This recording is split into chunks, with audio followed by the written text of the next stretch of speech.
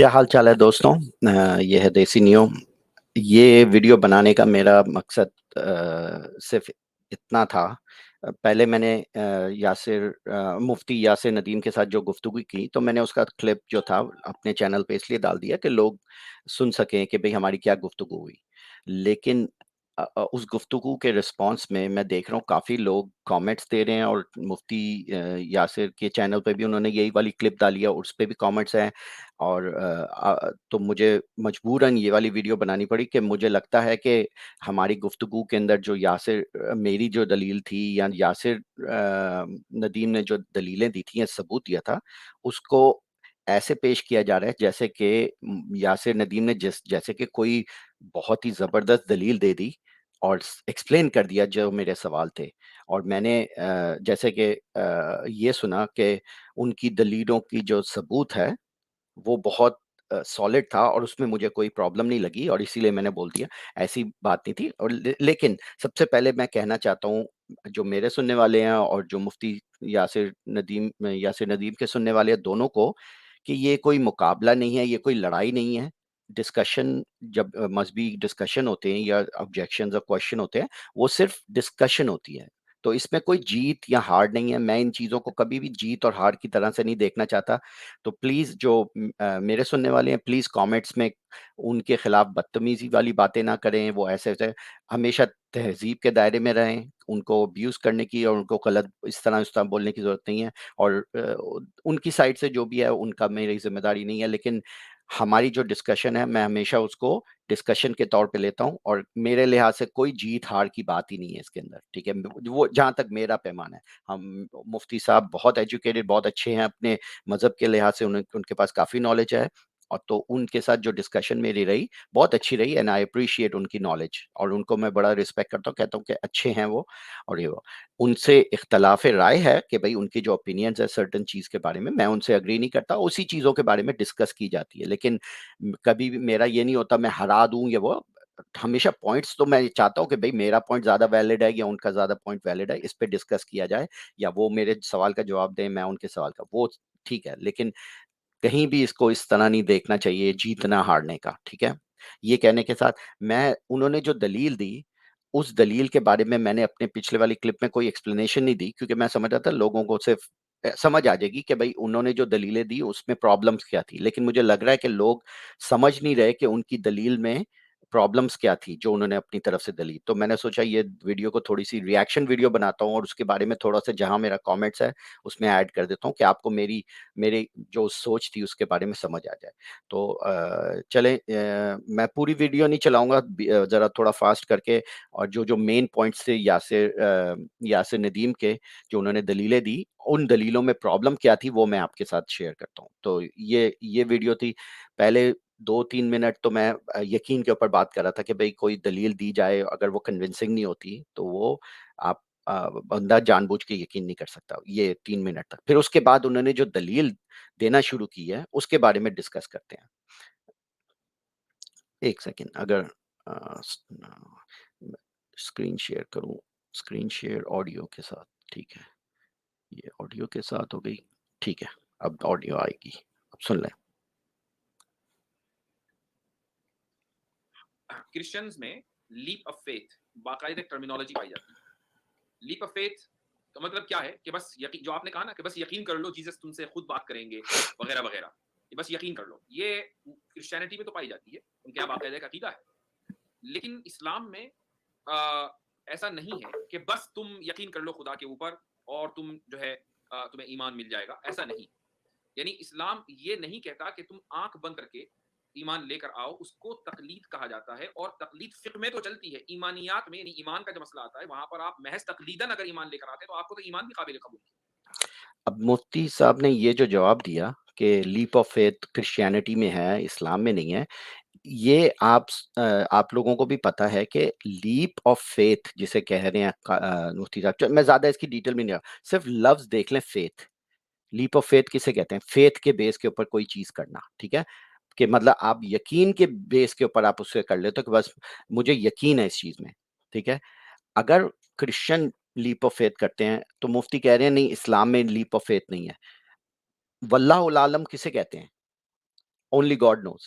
ये leap of faith नहीं होता। कोई भी चीज होती है जो आपको समझ नहीं आती, या जिसके बारे में आपको कहा जाता है इसे यकीन कर लो, और उसके बारे में दलील अगर वो नहीं होती, तो क्या होता है? आखिरी आंसर क्या होता है हमेशा? वल्लाहुल आलम। वल्लाहुल आलम, कि भाई ओनली गॉड नोज। इसको भी लीप ऑफ फेथ ही कहते हैं दूसरे लफ्जों में। तो ये बात करना कि इस्लाम में लीप ऑफ फेथ नहीं है, इस्लाम में भी बहुत सारी चीजें वल्लाहुल आलम के ऊपर ही खत्म हो जाती हैं एंड में आके। कदर का क्या है? वल्लाहुल आलम। अलिफ लाम मीम का क्या मतलब? वल्लाहुल आलम। इस चीज का मच्छी के पेट में किस तरह जिंदा रहा है? वल्लाहुल आलम। वल्लाहुल आलम। ये सारी लीप ऑफ फेथ ही है मुफ्ती साहब, तो इनको आप ऐसे डिनाई नहीं कर सकते कि जैसे कि क्रिश्चियन के मजहब में ही सिर्फ लीप ऑफ फेथ है। सेकंड बात आपने जो की कि तनकीद जो आप लफ्ज कह रहे थे कि भाई वो फिक में हो सकती है, ईमानियात में नहीं है, ये इसका तो सेंस नहीं बनता, जबकि आप खुद अपनी इस्लामिक आप जहां से देख सकते हैं कि कई लोगों ने सिर्फ हजूर की शक्ल देख के इस्लाम कबूल कर लिया। उनको कोई कहता है भाई हजूर की शक्ल देख के तुमने कैसे इस्लाम कबूल कर लिया? यू नो, ये तो तुमने तो नॉलेज ही नहीं इस्तेमाल की। कई लोग कहते हैं कि बस वो आपके भी ट्रेडिशन में है कि वो किसी बाबा ने आयत पढ़ी उसके सामने, तो वो आयत सुन के ही मुसलमान हो गया। आप फिर उसे बोलो भाई तुमने तो अपनी अकल इस्तेमाल ही नहीं की, तुमने तो आयत की खूबसूरती सुन के इस्लाम कबूल कर लिया। तो वो मतलब वो मुसलमान नहीं हुआ। और कई लोग तो जैसे होता है कि बस एक दफा बोल दो ला इलाहा इल्लल्लाह मोहम्मदुर रसूलुल्लाह, तो वो मुसलमान हो गया। तो इसके मुताबिक तो जो बंदा बोले ला इलाहा इल्लल्लाह मोहम्मदुर रसूलुल्लाह और उसने सोचा नहीं समझा नहीं, तो वो मुसलमान नहीं होगा क्या? ये कैसी बात आपने की? इस्लाम के अंदर है कि भाई मुसलमान होने का क्या है? ला इलाहा इल्लल्लाह मोहम्मदुर रसूलुल्लाह दिल से बोलो, अरबी में बोलो, जो भी है। तो क्या जितने भी लोग बस ये बोल देते हैं, वो मुसलमान नहीं होते क्या आपके मुताबिक? नहीं, अक्ल इस्तेमाल करो। अब प्रॉब्लम ये है, आप कहते हैं कि नहीं, इस्लाम कहता है ईमानियात में अक्ल इस्तेमाल करो। प्रॉब्लम ये है कि ईमानियात में अक्ल सिर्फ उस वक्त इस्तेमाल करना जायज़ है, जबकि आप अक्ल के साथ जब आपका नतीजा निकले कि इस्लाम सच्चा है, तभी जायज़ है ईमानियात में अक्ल इस्तेमाल करना। अगर अक्ल इस्तेमाल करके खुदा न खास्ता आपको अक्ल आपकी ये कहे कि नहीं ये बात तो वैसे ही है जैसे दूसरे मज़हबों में है लिखी हुई, तो फिर अकल इस्तेमाल करना नुकसानदेह होता है। अगर अकल इस्तेमाल करके आपका नतीजा वही निकले जो कुरान कहता है, तो तभी अकल इस्तेमाल करनी जायज़ है, तभी इस्तेमाल करनी अच्छी बात है।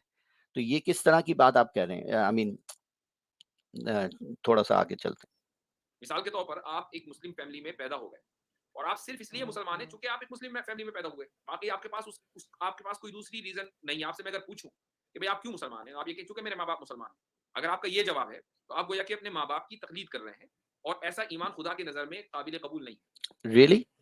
तो जितने लोग हैं जो बगैर सोचे ज़्यादा अकल, जैसे मुसलमान हैं जिन्होंने और कोई किताबें नहीं पढ़ी, कोई बाहर के मज़हब नहीं पढ़े, सिर्फ इस्लाम पढ़ा है और कुछ नहीं पढ़ा, तो वो सारे मुसलमान नहीं हैं? उन्होंने अकल नहीं इस्तेमाल की। क्या पाकिस्तान में क्या कहते हैं? अकल नहीं नकल है, हम लोग अकल से नहीं काम करते, हम लोग नकल से काम करते हैं। वो सारे काफिर हैं क्या आपकी नज़र में?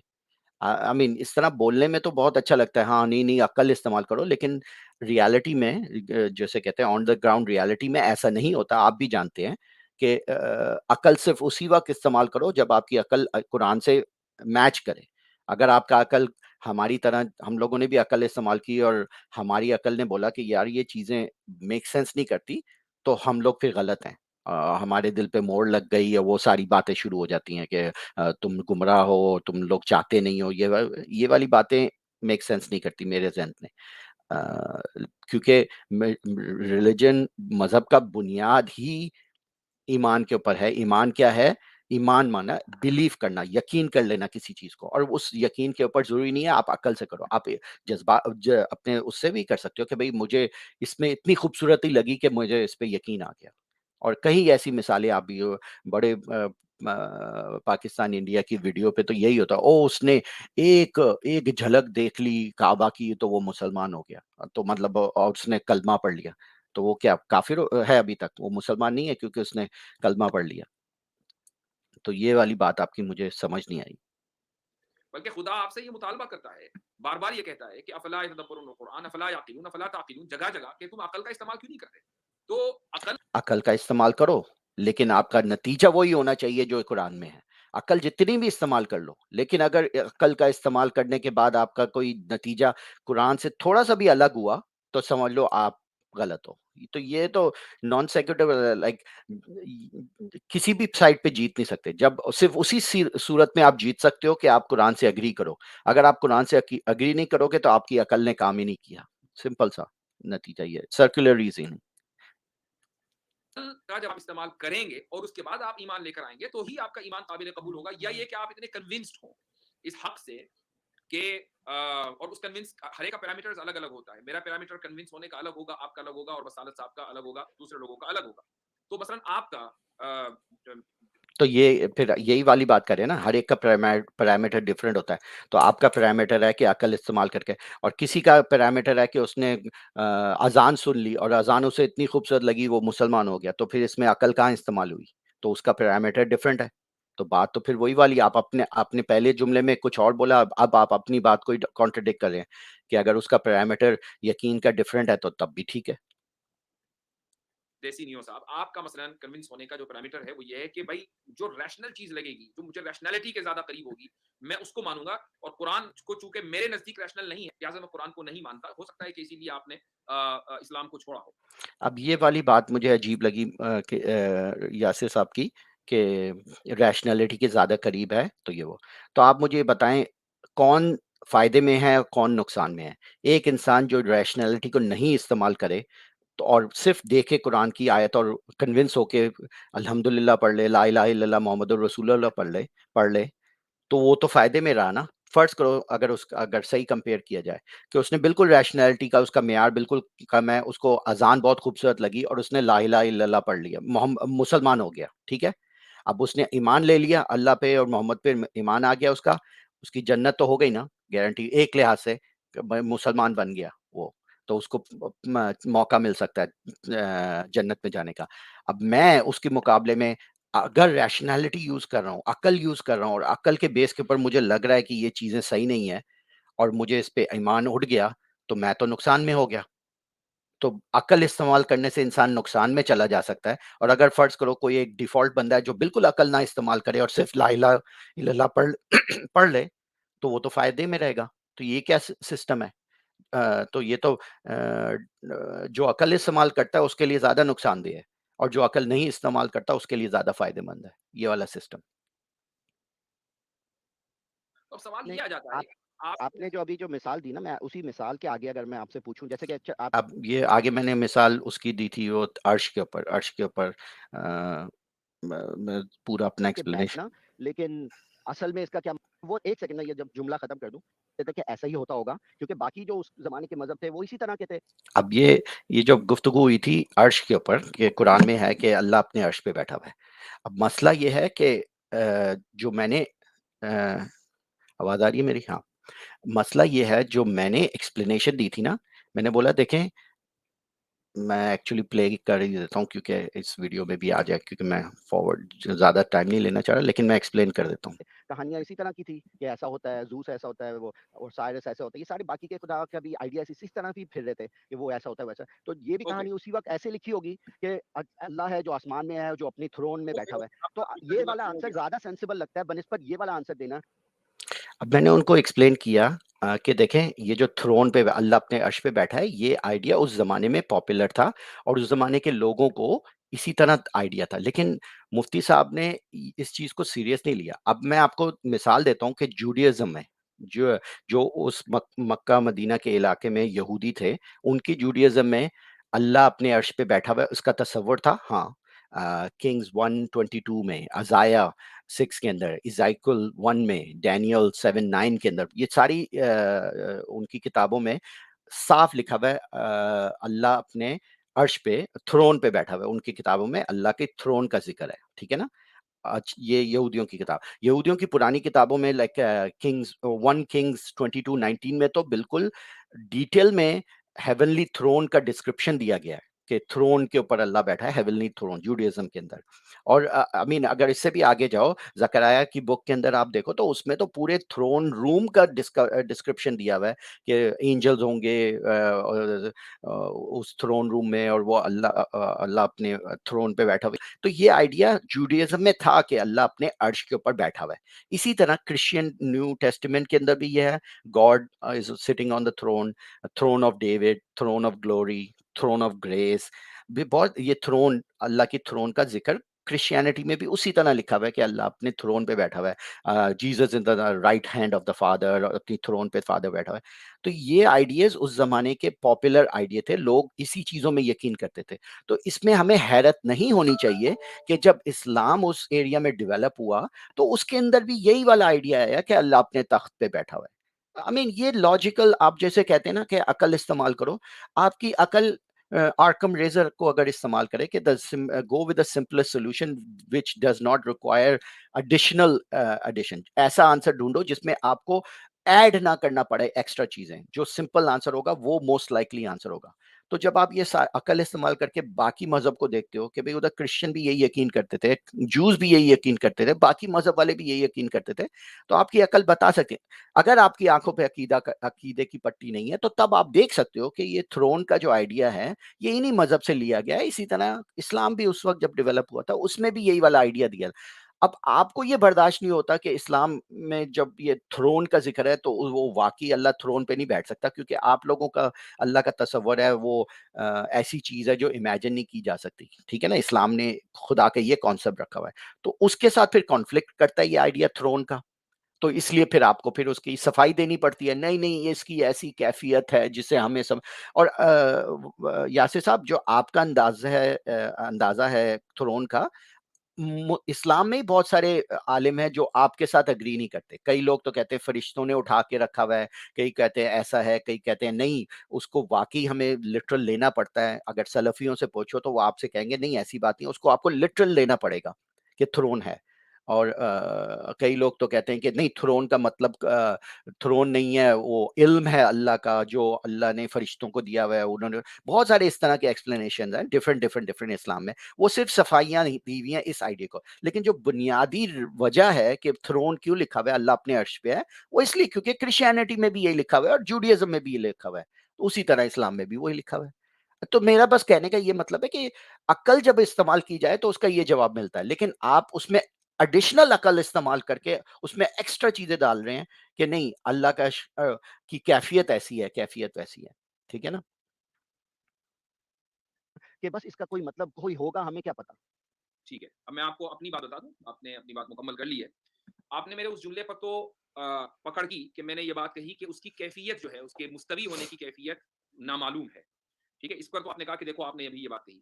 उसके आगे भी मैंने एक बात कही। अब जो उसके आगे ये बात करें, ये बेसिकली मेरी बात को स्ट्रॉ मैन करेंगे। अब मैं आपको दिखाऊंगा कि इन्होंने मेरी बात को स्ट्रॉ मैन कैसे किया है। पहले इनको मैं बोलने दूंगा, फिर मैं आपको बताऊंगा कि ये जो बोल रहे हैं ये मैंने तो कहा भी नहीं, लेकिन इसको कहते हैं स्ट्रॉ मैन, आप देखेंगे। जी, जी, कि अगर उसकी कैफियत हमें मालूम हो जाए तो वो खुदा नहीं है, वो डिस्क्वालीफाइड हो जाएगा फौरन खुदा होने से।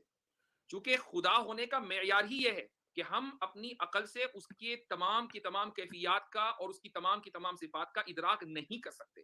चूंकि अगर हम उसकी तमाम की तमाम कैफियत और सिफात का और उसकी क्वालिटीज का इदराक कर सकें, तो या तो उसकी क्वालिटीज और उसकी कैफियत लिमिटेड होंगी, और जिसकी क्वालिटीज लिमिटेड हो तो वो हमारे जैसा हुआ, वो खुदा नहीं हो सकता। या फिर हमारा इदराक करने की सलाहियत अनलिमिटेड होगी, और अगर हमारी अनलिमिटेड सलाहियत हमारे पास है तो हम खुदा हैं, वो खुदा नहीं है। अब इस दलील को लोग कमेंट्स में कह रहे थे जैसे कि यासिर साहब ने बहुत ही बड़ी जबरदस्त दलील दे दी। मैंने ये नहीं कहा कि हमें खुदा की सारी कैफियत पता होनी चाहिए। अगर सारी कैफियत पता चल जाएगी तो हमें तभी हम लोग यकीन लेके आएँगे, ये मैंने कहीं नहीं किया। मैंने स्पेसिफिक एग्ज़ाम्पल लिया था कि देखें ये जो अर्श के ऊपर कहा गया कि इसकी क्या कैफियत है हमें पता नहीं है, ये एक नॉन सैटिस्फैक्टरी आंसर है। मैंने कहीं भी पॉइंट पे ये नहीं कहा कि इंसान होने के बेस पे हमें अल्लाह की सारी कैफियत पता होनी चाहिए। जब तक हमें 100% अल्लाह की कैफियत नहीं पता होगी तो ईमान नहीं ला सकते। ये मेरा स्टेटमेंट था ही नहीं। ये इन्होंने मेरे स्टेटमेंट को स्ट्रॉ मैन किया है कि स्ट्रॉ मैन उसे कहते हैं कि आप ऐसी चीज को ले लो जो मैंने कहा ही नहीं और उसका जवाब दो, जबकि वो सवाल वो था ही नहीं। मैं ये नहीं कह रहा कि अल्लाह की सारी जो आपने आइडियाज़ बनाए हुए, सारी आइडियाज़ की सारी डिटेल हमें पता होनी होनी चाहिए। मैं ये बता रहा हूँ कि देखें ये वाले जो जवाब आप देते हैं ना, क्योंकि क्या है कि ये कैफ़ियत वाला जो बात है ना, ये अल्लाह की कैफ़ियत हमें समझ नहीं आ सकती। ये उस वक़्त कहा जाता है, वो वाली बातें जो लॉजिक और अकल के अंदर मेक सेंस नहीं करती। तो जब वो मेक सेंस नहीं करती तो उसका आसान जवाब दे दिया जाता है कि ये अल्लाह की वो कैफ़ियत है, हमें नहीं समझ आ सकती, इंसानों को नहीं समझ आ सकती, वल्लाहुल आलम वल्लाहुल आलम, ये वाली बात है। मैंने ये नहीं कहा था कि सारी अल्लाह की सारी डिटेल हमें पता होनी चाहिए तभी ईमान आ सकता है। तो ये इन्होंने मुझे मेरे स्टेटमेंट को स्ट्रॉ मैन किया। लेकिन इसके जवाब में जो लोग हैं वो ऐसे कह रहे हैं जैसे कि इन्होंने बहुत ही सॉलिड जवाब दे दिया। नहीं, ये कोई सॉलिड जवाब नहीं था। तो अब ये इसलिए खुदा की बहुत सी सिफात और प्रॉपर्टीज ऐसी हैं कि जिनका इंसान इदराक उसको उस इदराक करने की सलाहियत उसके पास है ही नहीं। मिसाल के तौर पर क्या आपके पास ये सलाहियत है आज की तारीख में? मैं अभी ये कह रहा हूं आज की तारीख में, बल्कि आज की तारीख में क्या आपके पास ये सलाहियत है कि आप मसलन यूनिवर्स का कोने में पहुंच जाए? ये सलाहियत नहीं है आपके पास, और मैं नहीं समझता कि आगे जाकर ये सलाहियत डेवलप कर सकेंगे, क्योंकि यूनिवर्स इसको कहते हैं नॉन सेक्युटर। एक चीज़ का जिससे दूसरी चीज़ से ताल्लुक नहीं है, उनको दोनों को जोड़ देना। अगर आप अंडे नहीं पका सकते, तो इसका मतलब आपको चावल पकाने भी नहीं आ सकते। अगर आप गाड़ी नहीं चला सकते, इसका मतलब आप बाइसिकल भी नहीं चला सकते। ये नॉन सेक्युटर जुमले हैं जो याद से कि अगर आप स्पेस की कोई चीज़ की एक चीज़ की कोई रियलिटी को अभी तक समझ नहीं सके, तो इसका मतलब है कि आप दूसरी चीज़ों को भी नहीं समझ सकते। भई हम समझ सकते हैं कि क्या हुआ था। हम समझ सकते हैं कि देखो ये मज़हब जो उस वक़्त डेवलप किया गया था, तो ये आइडिया ट्रांसफ़र कर दिए गए थे और उसी तरह लिखे गए थे जो उस ज़माने के लोग समझ सकते थे। ये हम समझ सकते हैं। तो इसमें कोई ऐसी बात नहीं है कि हम लोग देख के हमें समझ ही नहीं आ रही। हमें समझ आ रही है। प्रॉब्लम ये है कि आपको अच्छा नहीं लगता कि हमें समझ आ गई है, कि ये किस तरह की चीज़ें लिखी हुई हैं।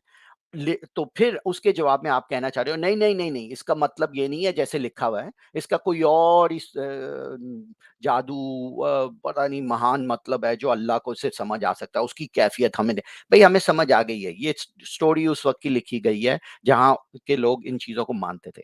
अब मजबूरी है 2022 के अंदर आके भी आप लोग इस चीजों में फंसे हुए हो, तो अब आप बस उनकी ये सफाइयां देते रहते हो कि भाई ये ऐसा हो गया वैसा हो गया। लेकिन ये आप देखें ना कैफियत वाली बात। कॉन्स्टेंटली एक्सपेंड कर रहा है। तो इससे ये साबित हुआ कि बहुत सी चीजें जो हमारे कायनात से रिलेटेड हैं, हमारे अंदर उनको मुकम्मल समझने की सलाहियत नहीं है। तो जो कायनात का खालिक है, उसको मुकम्मल समझने की सलाहियत कैसे हो सकती है? तो वही वाली बात होगी ना, आपको मुकम्मल अगर मुझे गाड़ी की एक-एक मुकम्मल चीज़ नहीं पता तो मैं गाड़ी चला ही नहीं सकता।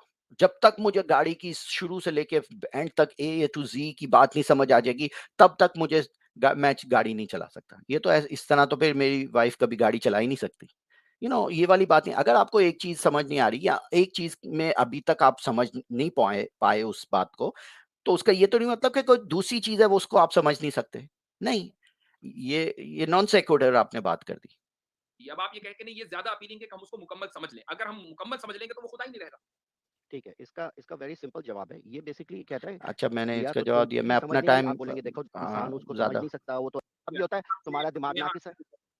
अल्लाह ने डिस्क्लोज कर दिया है, वो ये एक्सपेक्ट करता है कि चूंकि अच्छा, मैं अल्लाह ने डिस्क्लोज कर दिया है, वो ये एक्सपेक्ट करता है कि ये भी मुफ्ती बात की कि भई ये कह रहे हैं कि अल्लाह तुमसे वही वाली बातें पूछेगा जो डिस्क्लोज़ कर दिया है। 1 सेकंड, मैं उनकी बात को चूंकि मैं डिस्क्लोज कर चुका हूं, लिहाजा कर दिया है। उनको समझने के अंदर फिर जवाब ये होता है तुम्हारा दिमाग मैं नाकिस है। मैं यहाँ जवाब दे दूं आपको कि आप जो ये कह रहे हैं ना कि अल्लाह एक्सपेक्ट कर रहा है कि उसी नाकिस दिमाग से बाकी की चीजें समझ जाए, ये वो चीजें हैं कि जिसको अल्लाह ने खुद डिस्क्लोज कर दिया है। अब जिसको अल्लाह ने डिस्क्लोज कर दिया है, वो ये एक्सपेक्ट करता है कि चूंकि मैं डिस्क्लोज कर चुका हूं, लिहाजा तुम्हें अकल भी दी है, तो तुम अपनी अकल को इस्तेमाल करके इन चीजों को समझ सकते हो। जिन चीजों को मैंने डिस्क्लोज नहीं किया, मसलन मैंने ये नहीं बताया कि मार्च के ऊपर कैसे बैठता हूं, तो मैं तुमसे ये एक्सपेक्ट नहीं करता हूं कि तुम इसको समझो। नहीं, ये बात सही नहीं है यूसुफ। उन्होंने डिस्क्लोज़ कर दिया, उन्होंने ये डिस्क्लोज़ नहीं किया कि मैं अर्श पे कैसे बैठा हूँ। लेकिन वो फिर भी आपसे ये एक्सपेक्ट करता है कि आप इसको बिलीव करो, इस जुमले को कि मैं अर्श पे हूँ, ठीक है? तो ये आपकी बात गलत हो गई कि वो उसने जो एक्सप्लेन कर दिया, जितना उसने बताना था वो बता दिया, जिसने नहीं बताना था नहीं। नहीं, ये बात मेक सेंस नहीं करती। बात ये है, आप कह रहे हो कि जितना वो आपसे नहीं पूछेगा कि अर्श के ऊपर मैं बैठा हूँ, लेकिन आपसे ये तो आपको एक्सपेक्ट कर रहा है ना अल्लाह, कि आप इस चीज़ को मानो कि कुरान की ये बात ठीक है। ये तो एक्सपेक्ट कर रहा है ना, तो बात तो वही हो गई। चलो उसने एक्सप्लेन नहीं किया, लेकिन अगर एक्सप्लेन किए बगैर ये तो कह रहे हैं ना कि तुम्हें मानना जरूरी है कुरान की, आप किसी चीज को डिनाई तो नहीं कर सकते ना इस मुसलमान होने के बेस के ऊपर। तो एक्सपेक्ट तो वो अल्लाह कर ही रहा है कि तुम इस चीजों को मानो, चाहे तुम्हें मेक सेंस करे या नहीं। और अगर तुमने एक अकल इस्तेमाल की तो तब भी तुम्हें इसका रिजल्ट यही, अकल के बाद यही होना चाहिएगा कि कुरान सही कह रहा है। अगर तुमने इसके अकल इस्तेमाल करने के बाद थोड़ा सा भी तुम्हें ये हो गया कि नहीं कुरान में कोई गलती है, तो तुम मुसलमान ही नहीं रहे। तो ये तो अजीब सी ये आपकी बात है कि उसने डिस्क्लोज नहीं किया, वो जो चीजें डिस्क्लोज नहीं की वो आपसे नहीं पूछेगा। ठीक है, वो आपसे इम्तिहान नहीं लेगा कि ये नहीं पूछेगा कि भाई ये चीज तुम्हें समझ आई कि नहीं, चलो ठीक है मान लिया। लेकिन कम से कम ये तो कह रहे हैं ना कि चाहे तुम्हें समझ आई या नहीं, तुम्हें मानना ही है कि ये सही है। तो बात तो एंड में बात वही हो गई। ये अगर खुदा ये कहता कि अर्रहमान अलल अर्श इस्तवा, मसलन ये आयत होती कि खुदा अर्श के ऊपर मुस्तवी है, और ये बताया नहीं कि कैसे मुस्तवी है, और हमसे ये एक्सपेक्ट कर रहा होता कि नहीं तुम्हें समझना है अपनी अकल से कि वो कैसे मुस्तवी है, तो वो खुदा खुदा नहीं रह सकता था, और ये हमारे साथ नाइंसाफी हो जाती है। नाइंसाफी हुई है ना, क्योंकि वो कह रहा है कि नहीं, चाहे मैंने एक्सप्लेन नहीं भी किया, तुम्हें समझ नहीं भी आएगी, लेकिन तुम्हें मानना फिर भी है कि ये सही है। एक्सपेक्ट करता ही नहीं है कि हम उसकी कैफियत को जाने। इसको इसको लीप ऑफ फेथ नहीं कहेंगे, इसको वल्लाहुल आलम नहीं कहेंगे। लेकिन जैसी मौलवी न्यूज़ साहब साहब जैसी न्यूज़ साहब लेकिन एक मुफ्ती चीज़ एक साहब चीज़ मैं आपका ऐड जवाब करूँ, वो एक मिनट, एक बस मिनट। एक इनका एक आंसर मिनट, देने नहीं का एक आपने सेकंड। आपने बहुत सारी बातें कर ली, मैं नहीं, आपको मैं इनका जस्ट सिर्फ एक रिस्पॉन्ड क्लू कर दे रहा रहा हूँ। हूँ, एक क्लू दे देखिए, रहा हूँ, आप रिस्पॉन्ड कर क्रिश्चियन भी लीजिए। यही कहते हैं, क्रिश्चियन भी यही कहते हैं कि देखो ट्रिनिटी ऐसी चीज़ है, आपको समझ ही नहीं आ सकती। 3 इन 1 और 1 इन 3 जो गॉड का कॉन्सेप्ट साफ करके समझा देते। सवाल होता है वो जैसे कदर ये कैसे होती है, बस वो छोड़ दो। इंसान के लिए, तो इंसान को समझ में आनी चाहिए खुदा के लिए। हाँ या ना में जवाब दे दीजिए, कोई लोग हैं उनका भी कर सकें। आपने कहा कि ये तो क्रिश्चियनिटी जैसा हो गया। ट्रिनिटी पर बिलीव करना इंसान के लिए है या खुदा के लिए? हाँ या ना में जवाब दे दीजिए। अब जो ट्रिनिटी का मैंने एग्जांपल दिया था, मैंने एज अ एग्जांपल दिया था कि देखें कोई ऐसी चीजें दूसरे मजहब में भी हैं जो आपको समझ नहीं आती, लेकिन आपको कहा जाता है कि आपको मानना फिर भी है, चाहे तुम्हें समझ आए या ना आए, ये तुम्हारी अकीदे का हिस्सा है, तुम्हें मानना है। तो मैंने ट्रिनिटी का एग्जांपल दिया था, और मैंने ये नहीं कहा था कि ट्रिनिटी और अर्श का एग्जांपल सेम जैसे हैं। मैं एग्जांपल देने की कोशिश कर रहा था कि दूसरे मजहब में भी कई ऐसी बातें हैं जो कही जाती हैं फेथ के बेस के ऊपर, कि इसको फेथ के बेस के ऊपर लो। अगर क्रिश्चियन कोई कहे और वो अरबी हो तो वो भी यही कहेगा वल्लाहुल आलम, वल्लाहु जीसस, वो भी ये कहेगा। किस तरह हुआ ये अल्लाह को पता है, अगर तुम्हें नहीं समझ आ रही है अल्लाह को पता। तो मैं कंपेयर करने की कोशिश कर रहा था, ये नहीं कह रहा था कि ट्रिनिटी और अर्श के ऊपर बैठना एक जैसी बात है। इंसान के लिए इंसान के लिए, तो इंसान को समझ में आनी चाहिए या नहीं आनी चाहिए? अल्लाह की जो हकीकत है उसको आनी किसके लिए, चाहिए या एक नहीं सेकंड आनी मैं वही आपसे पूछ रहा चाहिए? हूँ, अल्लाह पे हकीकत यकीन करने के लिए किसको समझ आनी चाहिए, इंसान को कि अल्लाह को? मैं आप चूंकि आपको मालूम है मैं क्या कहना चाह रहा हूँ, लिहाजा आपने सवाल पे सवाल। अब ये अर्श वाली जो बात है, चाहे आपको समझ आए या ना आए, आपको मानना पड़ेगा कि नहीं। कुरान में अगर है कि अल्लाह अपने अर्श पे है, और अगर आपको समझ नहीं आया, चाहे फिर भी आपको ये मानना ही पड़ेगा कि ये सच्ची बात है। ठीक है ना कि नहीं? तो बात तो लीप ऑफ फेथ ही हो गई। तो फिर अकल के ऊपर नहीं रही ना बात, फिर बात तो फेथ के ऊपर रही कि आपको मानना पड़ेगा चाहे कुछ भी हो जाए। सवाल नहीं, था नहीं, नहीं, मैं वही सवाल आपसे ही पूछ रहा हूँ ना, जो आपने सवाल किया वही मैं आपसे पूछ रहा हूँ। आपने बोला कि क्योंकि ट्रिनिटी पे आप यकीन करना इंसान के ऊपर है, इसी तरह ट्रिनिटी है, लिहाजा ट्रिनिटी इंसान को समझ में आनी चाहिए। इसके मुकाबले में अल्लाह का अर्श के ऊपर मुस्तवी होना नहीं है, ट्रिनिटी के मुकाबले में अर्श पर मुस्तवी होना नहीं है, ट्रिनिटी के मुकाबले में तौहीद है। तो ये मैंने मुफ्ती साहब से अग्री करता हूँ कि तौहीद और ट्रिनिटी दोनों के बीच में अगर कंपैरिजन किया जाए तो कोई भी लॉजिकली तरीके से और नॉर्मल सेंस के लिहाज से तौहीद ज़्यादा मेक सेंस करती है ट्रिनिटी का। वो मैं आपसे एग्री करता हूँ मुफ्ती साहब, नो डाउट अबाउट है। तौहीद इंसान को समझ में आती है, कर सकते हैं, और खुदा ने उसको डिस्क्लोज नहीं किया, लिहाजा मेरा और आपका उसको समझना जरूरी नहीं है। शुरू में बता रहा था ना कि इस तरह के जवाब ट्रिनिटी से बहुत ज़्यादा स्ट्रॉन्ग है, तो आपने मज़हब में बहुत उस तरह बड़ा खराब रहता है इस कंप्यूटर का, तो अगर मैं आपका माइक जो है वो बंद कर दूं तो बुरा ना मानिएगा, क्योंकि आपके स्टेटमेंट आप जब ये आपने जहन में समझ लिया कि नहीं खुदा के बारे में हमें कुछ नहीं पता, नहीं खुदा ने जितना हमें बताया उतना बताया। एक अब वही वाली बात है, खुदा के बारे में हमें कुछ नहीं पता, लेकिन जितना उसने बताया उतना पता है। तो फिर ये वाली बात तो फिर बिल्कुल वही हो गई ना, सब्जेक्टिव हो गई, कि आप कुरान में से बोलो कि भाई खुदा खुदा ने बस इतना बताया हमें और वो मान लो। ऐसे फिर ये बात तो फिर आर्बिट्ररी हो गई कि भाई जो जो चीजें आपके लिहाज से कुरान में जिसके बारे में आप समझते हो कि अल्लाह ने बताया है, तो वो बताया है। जिन चीजों के बारे में नहीं बताया वो नहीं बताया। तो आई मीन ये वाली बात तो फिर वही हो गई कि इसका कोई ये किस किस्म का सेटिस्फैक्टरी आंसर है कि भाई जो चीज़ें आसान है कि भाई अपने नेबर्स को अच्छा डील करो, बच्चों के साथ अच्छा, जो बेसिक चीज़ें हैं ह्यूमैनिटी में हर जगह सेम पाई जाती हैं, वो वाली चीज़ों के ऊपर आपको कोई प्रॉब्लम नहीं होती। हाँ, सही है, ठीक है। लेकिन जो मुश्किल चीज़, जो ऐसी चीज़ें हैं जो आपके सेंस को मेक सेंस नहीं करती कि दुलकरनैन ने वो कर दिया, अजूज-माजूज कहाँ से हो गए, मेराज की बातें कहते, जो चीज़ें आपकी कॉमन सेंस और लॉजिक के साथ मैच नहीं करती, उसमें थोड़ा सोचना पड़ता है, तो उसमें फिर लिमिट आ जाती है। जितना अल्लाह ने बता दिया उतना, और अल्लाह ने क्या बताया, जो लिखा हुआ है कुरान में बस मान लो। बाकी सारी तफसीरें और एक्सप्लेनेशन तो आप लोगों ने बनाए हैं ना, मुफ्तियों ने, स्कॉलर्स ने बैठ के उसकी सारी एक्सप्लेनेशन बनाई है, लेकिन जितना कुरान में लिखा हुआ है उतना तो उतना ही वो ये चीज़ें लिखी हुई हैं जो दूसरे मज़हबों की तरह लिखी हुई हैं, लिमिटेड लिहाज से।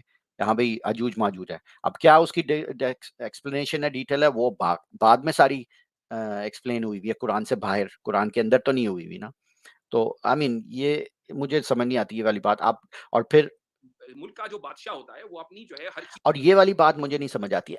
आप यकीन करें, जितने भी आप मिसालें लेते हैं, मुल्क का बादशाह और ये वो, और कई मोमिनों से बात की जाती है एग्जाम के बारे में, तो वो कहते हैं अल्लाह इम्तिहान लेता है, और वो किससे कंपेयर करते हैं, किसी टीचर जिसको पता है कि स्टूडेंट।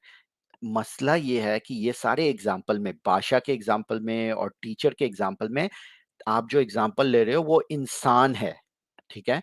और उसकी जो लिमिटेशन और ये वो है, उसके बेस के ऊपर ये एग्जाम्पल उनके है। जो बादशाह होता है वो एक इंसान है, उसके पास कोई और कुव्वत नहीं है सिवाय इंसान की कुव्वत के, ठीक है ना? तो इसलिए वो लिमिटेड है उस लिहाज से। लेकिन उसको जब आप अल्लाह से कंपेयर करते हो ना, तो ये मिसाल ही खराब हो जाती है, क्योंकि अल्लाह हर चीज़ का काबिल है। वो किसी भी चीज़, कोई भी चीज़ कर सकता है। उसके इख्तियार में हर चीज़ है। तो वो जब एग्जाम्पल आप अल्लाह के ऊपर डाल देते हो, तो वो ये मैच नहीं करती। इसी तरह वो इम्तिहान लेगा, अल्लाह इम्तिहान लेगा, उसका मिसाल देते हैं टीचर के साथ, और टीचर को पता है स्टूडेंट फेल होगा, लेकिन वो फिर भी इम्तिहान ज़रूर लेता है।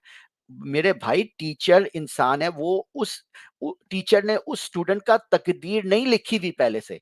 स्टूडेंट की हर हरकत, हर काम उसके इख्तियार में नहीं है, टीचर के इख्तियार में। लेकिन हमारी हर हरकत, हर काम, हर चीज़, हर सोच अल्लाह के इख्तियार में है। क्योंकि ये कहते हैं कि इस दुनिया में, इस कायनात में कोई चीज़ नहीं हो सकती अल्लाह के इख्तियार के बगैर। तो ये जो एग्ज़ाम्पल आप देते हो ना बादशाह का और इस चीज़ों का, ये अल्लाह के ऊपर जब आप डालते हो तो मेक सेंस नहीं करता, ठीक है? क्योंकि उसकी प्रॉपर्टीज़ ही डिफरेंट है, ओमनी प्रॉपर्टीज़ है अल्लाह की और जो गॉड्स हैं, और जो आप एग्ज़ाम्पल लेते हो बादशाह का या किंग का, वो ह्यूमन प्रॉपर्टीज़ हैं। तो ये मिसालें आपकी नहीं मैच होती।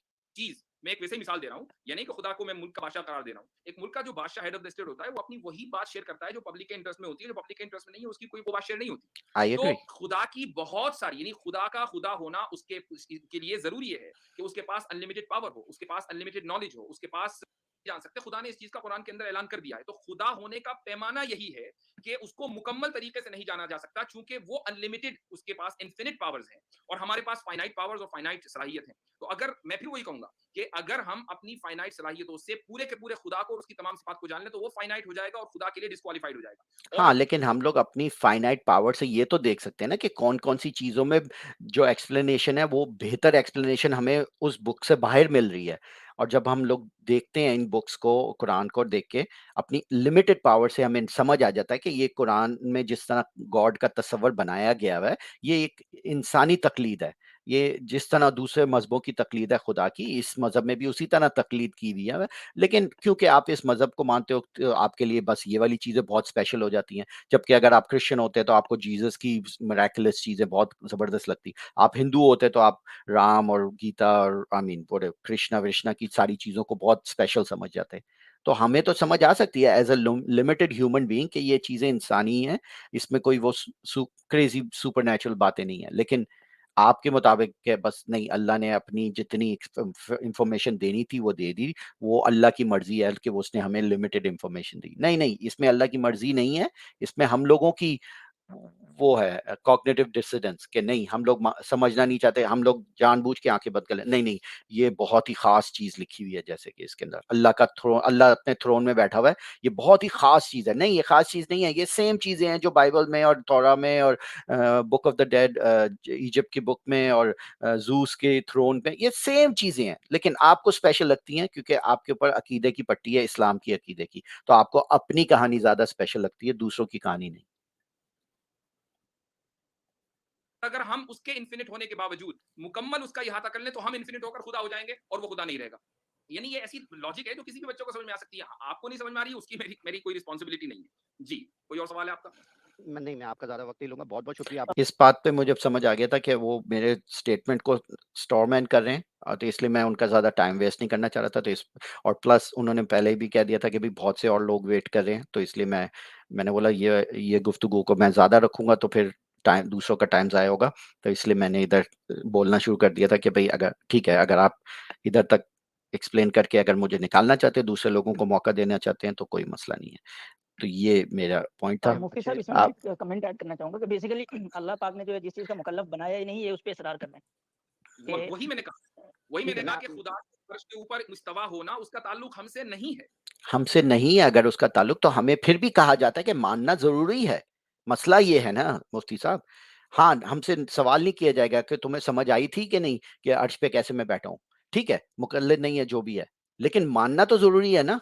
प्रॉब्लम तो इधर ही है ना, क्योंकि अगर आपकी अकल कहती है कि ये मेक सेंस नहीं करती और ये सही गलत बात लिखी हुई है, तो आप गलत हो। हम लोग गलत हैं जो समझते हैं कि ये नहीं, ये कॉपी हुई हुई चीज़ें हैं। तो मानना तो ज़रूरी है फिर भी मुसलमान होने के लिए ना। वो ठीक है, खुदा मैं उसको मैं डिस्क्लोज नहीं किया, ठीक हमसे है, उसका ठीक है। सवाल होगा कि मुझे चले बताओ मैं कैसे आपका ज़्यादा हो जाएँगे खुदा। ये आपका नहीं, मेरे लिहाज़ से बेसिकली आपने वो था। जिस वक़्त मुझे निकालना है आप निकाल दें, नो प्रॉब्लम। नहीं, मतलब आपने ये इश्काल किया कि खुदा को हमें समझ में आना चाहिए। क्या इसका मतलब ये कि खुदा जो है अगर आदम अलैहिस्सलाम को अल्लाह ने दोनों हाथों से बनाया। हदीस में इसका ज़िक्र है, करेक्ट मी मुफ्ती साहब इफ आई एम रॉन्ग, कि अल्लाह ताला के दोनों हाथ जो है वो दाएँ हाथ हैं। अब अब ये देखें, दोनों हाथ हैं, दाएँ हैं, ये वो, इसका एक्सप्लेनेशन मैंने दिया है। लेकिन क्या है, बात मेरी एंड में ये होता है कि अगर आप अक्ल इस्तेमाल करोगे तो आपको इसका जवाब दूसरा मिलेगा। लेकिन अकीदा इस्तेमाल करोगे, आँखों पे अकीदे की पट्टी पे, तो इसका जवाब दूसरा मिलेगा। मेरा जस्ट कहने का यही ये था कि देखो, उल्टे हाथ से हम लोग यही वो काम करते हैं, तो जब उस आयत की जो आयत लिखी हुई है उसमें अल्लाह ने अपने हाथों से आदम को बनाया। ये कोई ख़ास बात नहीं है। ये बिल्कुल नॉर्मल बात है। दूसरी किताबों में भी ऐसा ही है कि अल्लाह ने अपने हाथों से अल्लाह ने क्रिएट किया। बाइबल में, इधर-उधर दूसरी बुकों में यही चीज़ें लिखी हुई हैं।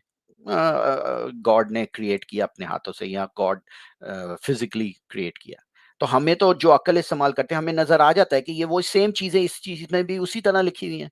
लेकिन आप उसके अंदर, क्योंकि आपकी जो तफ़सीर लिखने वाले हैं, उनको अच्छा नहीं लगा कि भई उल्टे हाथ कैसे हो सकते हैं अल्लाह के, उल्टे हाथ से तो मुसलमान दूसरी चीज़ करते हैं, तो इसलिए अल्लाह का उल्टा हाथ कैसे हो सकता है? नहीं, नहीं, इसका मतलब ये होगा अल्लाह के सीधे ही हाथ हैं दोनों। आई मीन कॉमन सेंस आपको बता सकती है, ये इंसानी मेहनत है इस चीज़ को दूसरे तरीके से एक्सप्लेन करने की, क्योंकि लेफ्ट हैंड बोलने का उनको अच्छा नहीं लगा बोलना इस तरह। लेकिन ज़ाहिर-सी बात है, मेरी सोच ये कह रही है, आपकी सोच नहीं कहेगी है। क्यों? क्योंकि आप अकीदे के बेस के ऊपर इसका जवाब लेने की कोशिश कर रहे हो, और आप अपने जितने भी मुफ्ती हैं, अपने जो स्कॉलर्स हैं पहले के, उनसे डिसएग्री नहीं कर सकते। तो उन्होंने अगर ऐसे एक्सप्लेन कर दिया ऐसे, तो आपको उनकी बात माननी पड़ेगी और आपको बोलना पड़ेगा ऐसा ही हुआ था। तो आई मीन ये दलील थी आप गौर इनकी। करेंगे मैं इसके ऊपर एक ज़्यादा इंसान एक डिटेल में नहीं जी, जा आपकी रहा। वो एक चल अलग मसला मेरी है। तरफ से आपके लिए बहुत-बहुत शुक्रिया। चलें, मैं बेसिकली इसका क्लोज़ करते हैं, काफ़ी लंबा हो गया। लेकिन बेसिकली मैं ये सिर्फ़ इस क्लिप मैंने सिर्फ़ इसलिए बनाई क्योंकि मुझे लगता था कि काफ़ी लोग जो इसकी एक्सप्लेनेशन मुफ्ती साहब की दे रहे थे, वो उनको ऐसा लग रहा था कि इन्होंने बहुत ही लॉजिकली और मेक सेंस वाली दलीलें दी हैं। जबकि इनकी दलीलों के अंदर जो है सबसे बड़ी बात प्रीसपोज़िशन है, कि वो पहले से ही अस्यूम कर रहे हैं कि जो कुरान का आइडिया वो सच्चा है और ट्रू है, इसलिए फिर वो बाकी सारी चीज़ें मेक सेंस करती हैं। अगर आप इन सारी आइडियाज़ को उस अंदाज़ से देखें, बिल्कुल साफ अंदाज़ से, अकीदे की पट्टी हटा के बिल्कुल सीधा देखें कि ये जवाब ज़्यादा सेंस बनता है या दूसरा जवाब ज़्यादा सेंस बनता है। तो तब आप दोनों को क्योंकि और मैं भी यही कह रहा हूँ, ये वाले जवाब सिर्फ़ मुसलमानों को सैटिस्फाई करेंगे। जो नॉन मुस्लिम हैं, जो जो इस्लाम को क्रिटिकल तरीके से देखते हैं, तो उनके लिए ये जवाब सैटिस्फाई नहीं है। तो यही मैं आपको बता रहा हूँ, ये वाले जवाब सिर्फ़ मुसलमानों को ही सैटिस्फाई करेंगे। और ऐसे नहीं होना चाहिए। अगर जवाब है, लॉजिकली ऐसा जवाब होना चाहिए जो यूनिवर्सली लोगों को सैटिस्फाई करे कि हाँ, वाक़ई ये मेक सेंस करता है। अगर अ, 2 + 2 का आंसर 4 है, तो आप फ़र्क नहीं पड़ता कि आप चाइनीज़ हो, जापानीज़ हो, कृष्णा में यकीन करते हो या ज़ूस में यकीन करते हो, 2 + 2 का आंसर 4 ही होगा। तो ये एक प्रॉपर लॉजिकल आंसर होते हैं। लेकिन आपके जो आंसर हो वो बेसिकली अकीदे की लेंस से देखे जाते हैं। तो ये मेरा पॉइंट था। होप करता हूँ कि मेरे एक्सप्लेनेशन आपको समझ आया होगा। अगर कोई चीज़ें समझ नहीं आई मेरी पॉइंट के, आप प्लीज़ कमेंट्स में रखें। और मुफ्ती यासिर साहब, मैं आपको इनवाइट कर रहा हूँ, आप मेरे चैनल पे आएँ किसी दिन, मेरे से गुफ्तगू करें। आप देख सकते हैं कि मैं आपसे लड़ने की कोशिश नहीं कर रहा, मैं पॉइंट बाय पॉइंट आपसे गुफ्तगू करना चाहूँगा और डिस्कस करना चाहूँगा। कोई मसला नहीं है। अगर आप बताएँ किसी दिन हम लोग बैठ के बात कर सकते हैं तो अच्छा होगा, मैं एप्रिशिएट करूँगा। आपसे बहुत सारी चीज़ें मुझे सीखने को भी मिली हैं इस्लामिक साइड से। और आपकी जो इस्लामिक वाक़े हैं उसको जिस तरह आप एक्सप्लेन करते हो बहुत अच्छी है, क्योंकि उसकी बैकग्राउंड आप काफ़ी अच्छी देते हो कि भई इसलिए ये ऐसा हुआ होगा, इसलिए ऐसा हुआ होगा, इसका ये भी वजह होती है। तो आई एप्रिशिएट दैट, जो वो वाली चीज़ें हिस्ट्री की, तो वो भी मैं आपसे सीखता हूँ। तो मैं आपको इनवाइट करता हूँ, आप किसी भी दिन अगर मेरे चैनल पे आना चाहें तो आके आप बात कर सकते हैं, मज़ा आएगा। फिलहाल अपनी तरफ से मैं अपने कमेंट्स जो मेरे सुन रहे हैं नीचे, प्लीज़ कोई बदतमीज़ी वाले कमेंट ना रखें, कोई अब्यूज़ वाले कमेंट ना रखें। कोई जीतता नहीं है, कोई हारता नहीं है। मैं हारने जीतने के लिए नहीं, मैं सिर्फ़ डिस्कस करता हूँ और बातें हम लोग सिविल तरीके से करेंगे। और प्लीज़ इस तरह ना करा करें कि वो जीत गया, हार गया। सॉरी, इस तरह ये एप्रोप्रिएट नहीं है। चलें, thank you very much mister Yasi साहब। अगर आपको कोई कमेंट है, आप मुझे बता सकते हैं। मेरा डिटेल नीचे डिस्क्रिप्शन में। Thank you very much guys, thank you for listening. Please leave a comment.